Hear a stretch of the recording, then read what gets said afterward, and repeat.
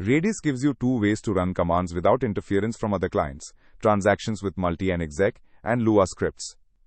Knowing which to reach for will save you from subtle, hard-to-debug bugs. Both multi/exec and Lua scripts guarantee that no other client sneaks in between your commands.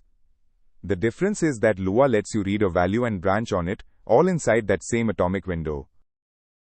When you call multi, Redis starts queuing every command you send. The moment you call exec, the entire queue runs as one uninterruptible block. With eval, the Lua script itself is that uninterruptible block, reads, branches and writes all in one shot.